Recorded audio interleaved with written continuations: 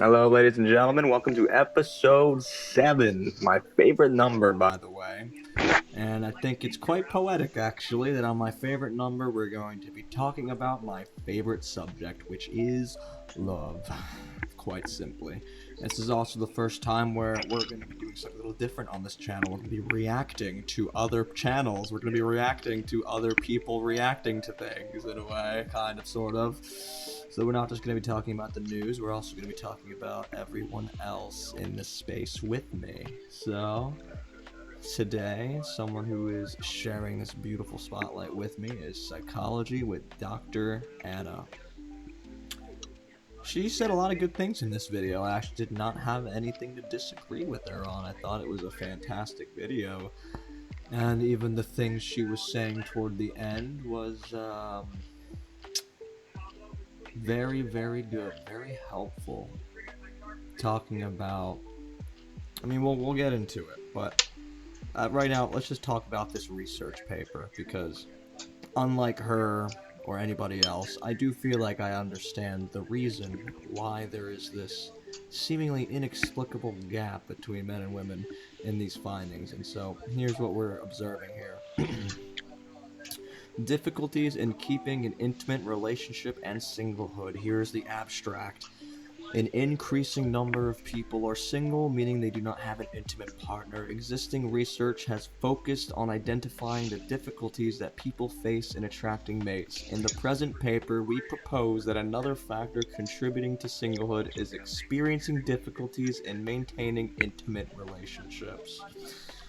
By analyzing data collected from 1,100 Greek-speaking participants, we found that individuals who experienced greater difficulties maintaining intimate relationships were more likely to be either between relationships, single, or voluntarily single, rather than in an intimate relationship. For women specifically, higher scores in this dimension were also associated with a greater probability of being in an intimate relationship than being in voluntary single, blah blah blah. Okay, so here's what the graph looks like.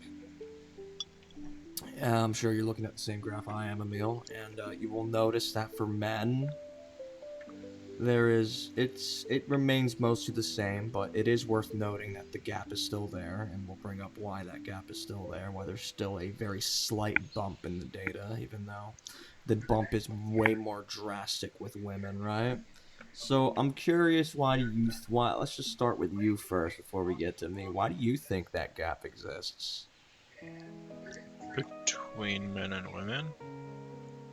Yeah. Um, Honestly, I'm not sure. Yeah, I figured you'd say that. Just echo what everyone else says. They have no clue. It's beyond comprehension. Well, here's the comprehension, and this is gonna be amazing. But what this graph represents to me is one's ability to actually self-reflect and be like, where did I go wrong in a relationship? You'll notice that at the extreme ends, you're going to be, or at the extreme ends of relationship difficulty, you are more like, oh, let me read that abstract one more time. Alright.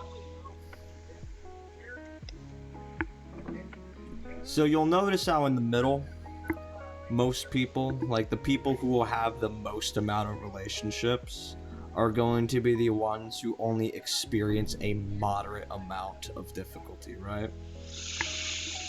And so I think it would naturally make sense that people who generally don't have relationship difficulties would have less relationships, right? Because they're going to be more likely and more stable and secure in their ability to do such a thing, because they have a very stable sense of their identity, right? They know who they are.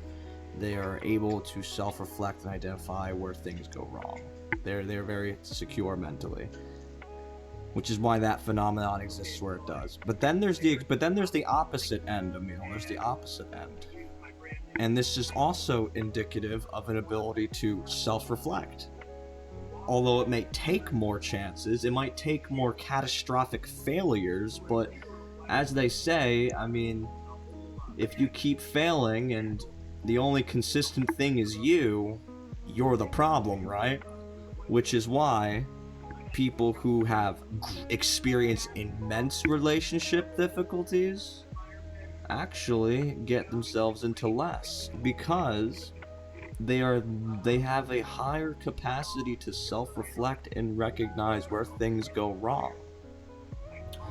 Unlike the person who is going between relationship to relationship thinking they're not the problem, the other person is, right?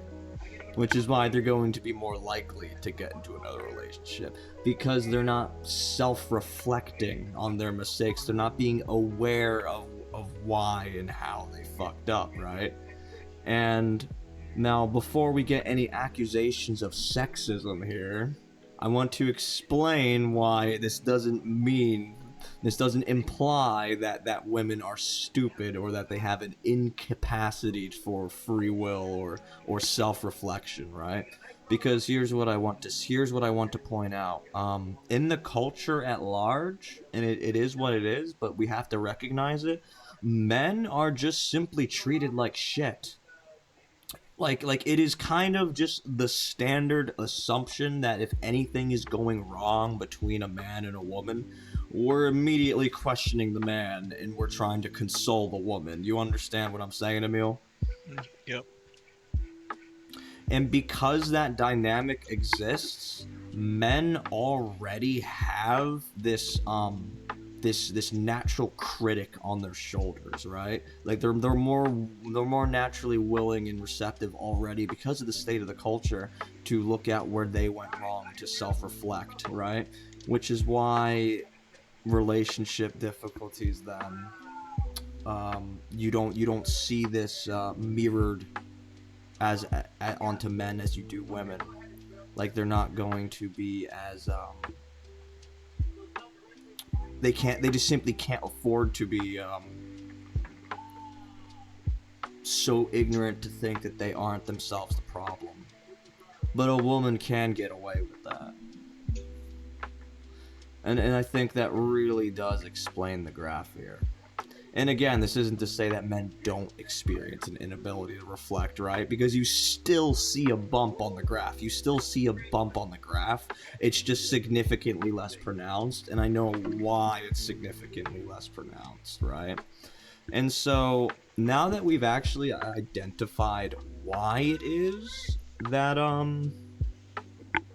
what explains this difference, now that we've identified why that difference is what it is, it actually kind of leads into what this girl was talking about next, this Dr. Anna. How she goes on later in the video to mention, let's see, relationship maintenance skills. And I think this is something that just makes sense, because think about this, Emil. A man in society has no one but himself, right? But a woman, they have a whole network of people they can rely on. And so the only person you have as a man is yourself. And self-help is very popular, and it's something that everyone actually does kind of need. And so in this sense, Emil, men actually have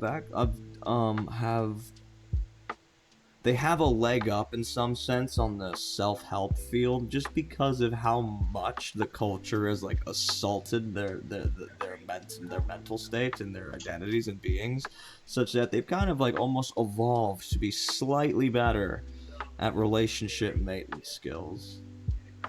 But again, they still need to be taught. Everyone still needs to be taught anyway. But it's just interesting to see and point out.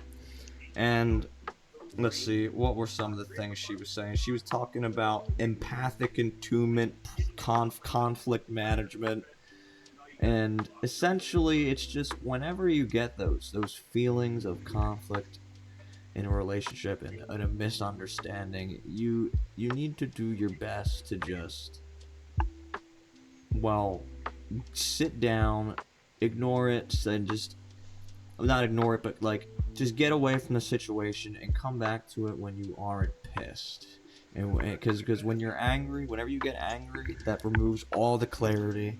You suddenly won't be able to think straight. You're not going to be thinking with empathy, and you're never going to come to a conclusion that satisfies both parties, right? It is like a simple matter of like how are we treating each other, and it is also a reflection of how are we treating ourselves. um Another thing this woman said, she was talking about this is something I could probably learn myself: destructive or constructive criticism instead of destructive criticism. I think that's definitely going to be something I try to explore myself as I try to attack the culture and change it in the way I want to, right? I'm going to see if I can't figure out how to constructively criticize instead of destructively criticize. And that's something everyone is guilty of, like literally every single human being on the planet. I'm not even so sure that you would. It almost feels wrong to be selling these as like therapy courses, because it almost feels like this is more than just therapy courses. This kind of feels like this should be mandated public school education that like every human being needs to know in order to be a functioning human being, right? It's why we have the standard curriculum for what it is. Like we want you to understand 2 plus 2 and a little bit of history, etc., right? So it almost feels wrong to be kind of putting these ideas behind paywalls and subscriptions. Love should be free, all right? Love should be free. It should be unconditional. There's no transactions. So I'm going to show people how to essentially embody these relationship maintenance skills. I actually just realized something. I'm actually just going to demonstrate to people how to maintain a relationship as I aim to maintain my relationship with the internet. And the internet's gonna fucking hate the hell out of me as I describe all my beliefs. So it's gonna be a fascinating experiment, to say the least. So yeah, I know what explains the graph. Uh, fucking, it's about self-reflection, self-awareness. You gotta really know how to love better, how to practice empathy better. And again, relationship maintenance skills. Also knowing yourself, which is, I will perhaps I'm definitely going to make an episode at some point called, it's going to be titled Grip, Get a Grip on Love, Growth, Residence, Identity, and Purpose. And I'll elaborate on those ideas further in the future, but those are the 4 pillars of love, that what makes it is what it is. And it starts by first knowing yourself within that context. Get a grip on yourself before you can get a grip on others, right?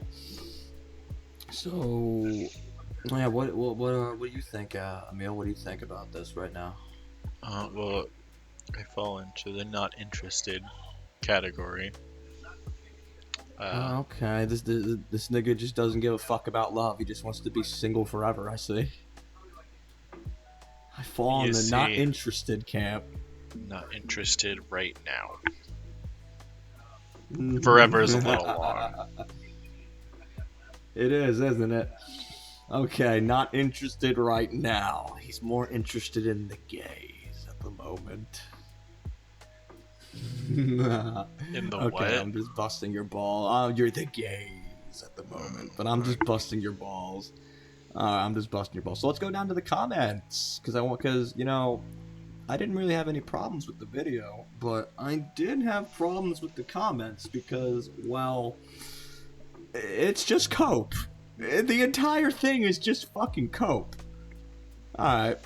What about the reasons why some people struggle to even get into a relationship? Couple reasons that I think. Number 1, lack of socializing. If you're not meeting people regularly, your chances of finding someone are slim. Alright.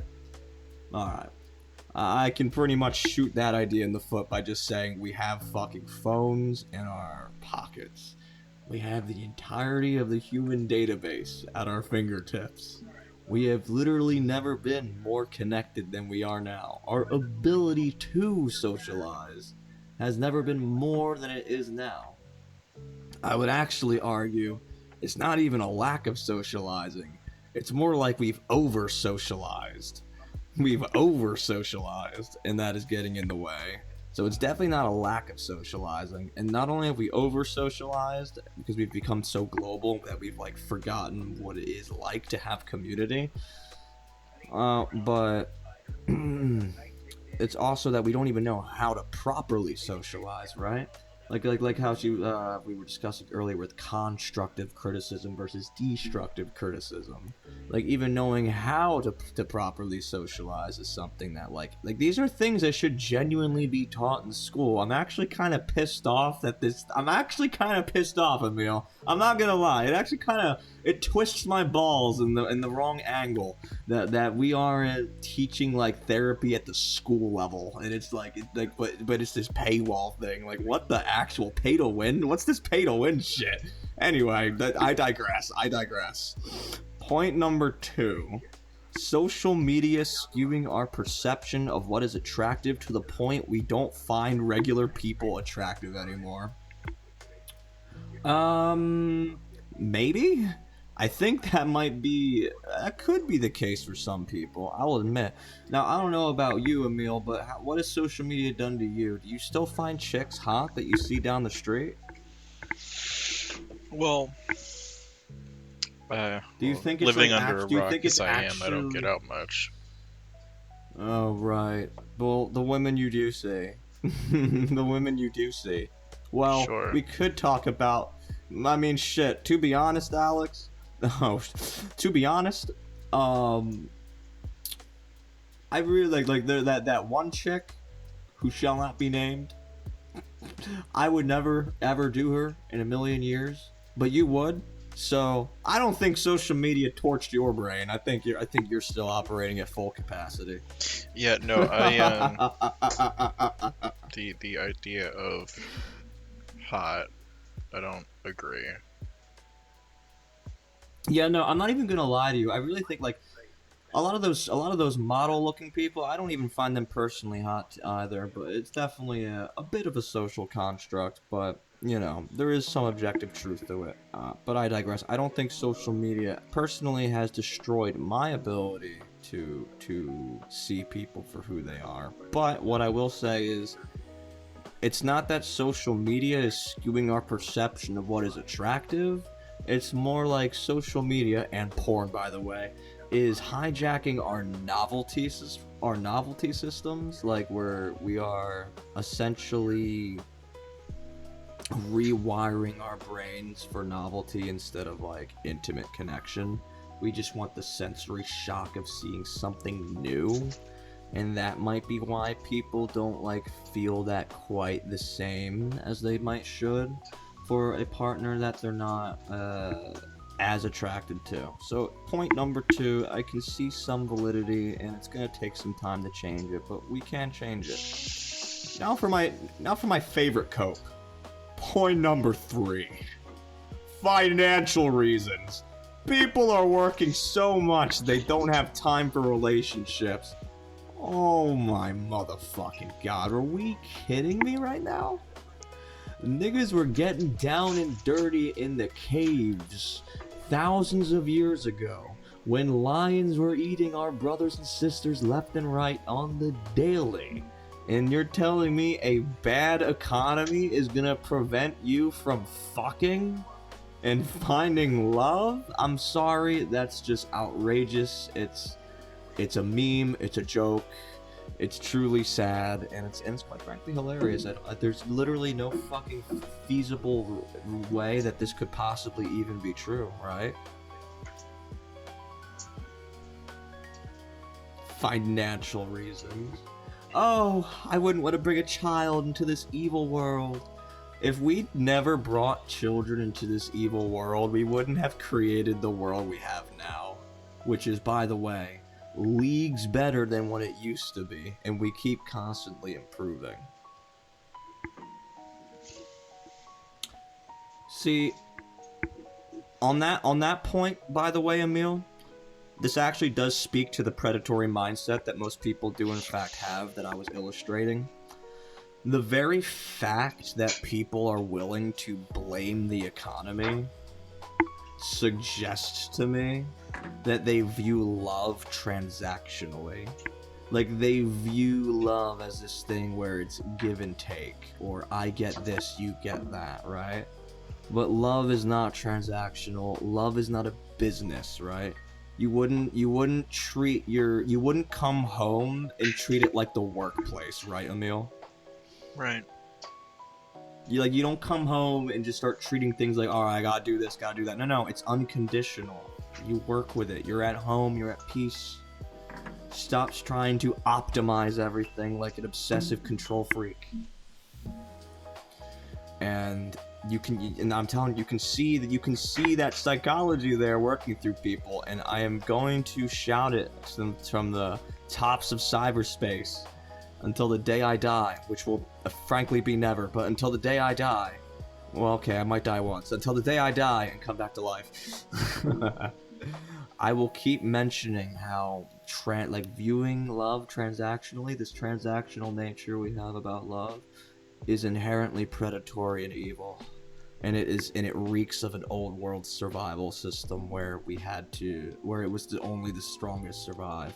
But again, we're moving into a abundance era where everyone's gonna have the resources, so we're not gonna be competing on bullshit games anymore. We're gonna be allowed to be ourselves for real this time.